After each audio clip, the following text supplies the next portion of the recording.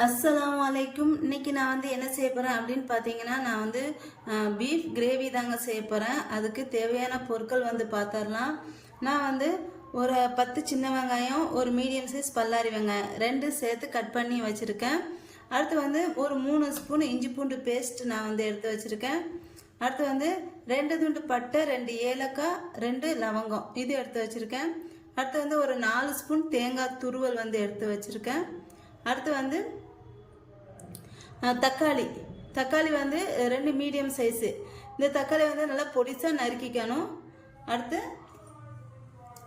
கொஞ்சம் கருவேப்பிலை எடுத்து வச்சுருக்கேன். அடுத்து பீஃப் வந்து நான் வந்து எவ்வளோ எடுத்துருக்கேன்னா ஒரு 1/2 கிலோ எடுத்துருக்கேன். இதை நல்லா வாஷ் பண்ணி எடுத்துக்கணும் இதை வந்து. அடுத்து இது எல்லாத்தையும் நான் வந்து எப்படி செய்யறதுன்னு சொல்லிட்டு பார்க்கலாம்.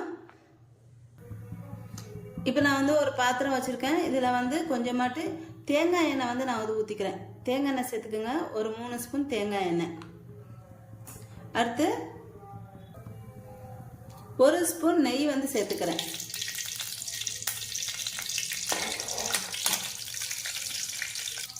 அடுத்து இதில் பட்டை, லவங்கம், ஏலக்காய் வந்து சேர்த்துக்கிறேன்.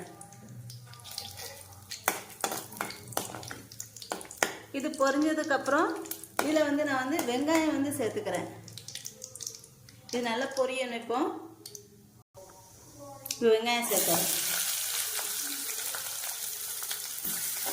இப்போ நான் வெங்காயம் வந்து நல்லா வதங்கணும். இதில் பச்சை மிளகாய் தான் சேர்த்துக்கோங்க, இல்லைன்னா வேண்டாம். இப்போ வெங்காயம் வந்து இந்த மாதிரி வதங்கி இருக்கணும். இப்போ இந்த மாதிரி வதங்கினதுக்கப்புறம் இதில் வந்து இஞ்சி பூண்டு பேஸ்ட் வந்து போட்டுக்கிறேன். இஞ்சி பூண்டு பேஸ்ட்டு ஒரு 3 ஸ்பூன் இஞ்சி பூண்டு பேஸ்ட்டு. இப்போ இதே நல்லா வதக்கிக்கணும், பச்சை வாசனை போக வதக்கிக்கணும். அடுத்து வந்து தேவையான அளவு உப்பு சேர்த்துக்கிறேன். இஞ்சி பூண்டு பேஸ்ட் வந்து நல்லா பச்சை வாசனை போனதுக்கப்புறம் போயிடுச்சு. அதில் வந்து தக்காளி வந்து சேர்த்துக்கிறோம். இப்போ 2ஐயும் சேர்த்து நல்லா வதக்கிக்கணும். தக்காளி வந்து நல்லா கரைஞ்சிடணும். இப்போ இந்த தக்காளி வந்து நல்லா கரைஞ்சதுக்கப்புறம் இதில் நான் வந்து 1 ஸ்பூன் மிளகாத்தூள், 1.5 ஸ்பூன் மிளகாத்தூள் வந்து சேர்த்துக்கிறேன்.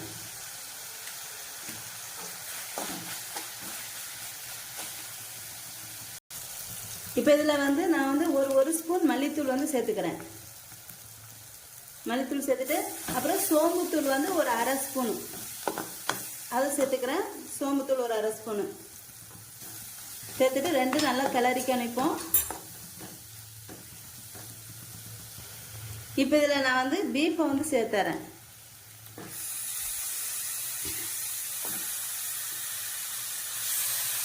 பீஃபை சேர்த்துட்டு இப்போ எல்லாத்தையும் சேர்த்து நல்லா கிளறிக்கணும்.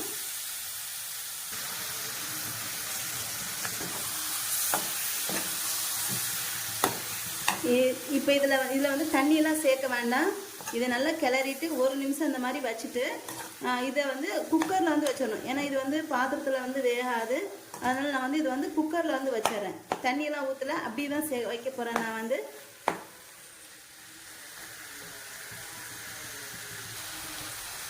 இதுக்கு வந்து தேங்காய் எண்ணெயும் நெய்யும் சேர்த்துக்கோங்க, அப்போ தான் ரொம்ப நல்லாயிருக்கும். இது எண்ணெய் நம்ம சாதா எண்ணெயை விட இந்த தேங்காய் எண்ணெயும் நெய்யும் சேர்த்து செஞ்சிங்கன்னா நல்லா டேஸ்ட்டாக ரொம்ப சூப்பராக இருக்கும். இதை வந்து நான் வந்து இப்போ வந்து ஒரு 5 விசில் வந்து நான் வந்து வைக்க போகிறேன். இந்த கறி வந்து ஒரு 5 விசில் ஆகட்டும். அதுக்கு முன்னே நான் ஒரு குட்டி பாத்திரம் வச்சுருக்கேன். இதில் வந்து ஒரு ஸ்பூன் தேங்காய் எண்ணெய் ஊற்றிருக்கேன். ஊற்றிட்டு இதில் நம்ம துருவி வச்சுருக்கோம் பார்த்தீங்களா தேங்காய், அதை வந்து சேர்த்துக்கிறேன். இதை வந்து லைட்டாக நல்லா வதக்கிக்கணும். இதை வந்து எண்ணெயில் இதுலேட்டு கருவேப்பிலை வந்து சேர்த்துக்கிறேன். நான் வந்து கருவேப்பிலை, தேங்காய் துருவல் 2ஐயும் சேர்த்து நல்லா வறுத்துக்கணும் இந்த தேங்காய் எண்ணெயில். இது வந்து பல்லாக கூட போடலாம். தேங்காய் வந்து குட்டி குட்டியாக கட் பண்ணி கூட போடலாம். நான் வந்து துருவி இந்த மாதிரி வறுத்து போடுறேன்.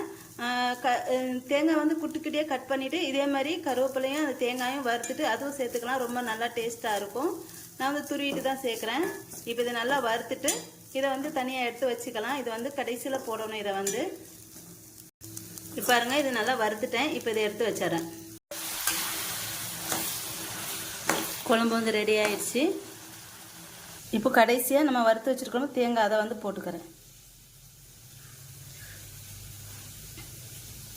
அவ்வளோதாங்க. பீஃப் கிரேவி வந்து பீஃப் ரோஸ்ட் வந்து ரெடி ஆயிடுச்சு. என்னோட இந்த வீடியோ உங்களுக்கு பிடிச்சிருந்தா லைக் அண்ட் கமெண்ட் ஷேர் பண்ணிக்கோங்க. என்னோட சேனலை மறக்காமல் சப்ஸ்கிரைப் பண்ணிக்கோங்க.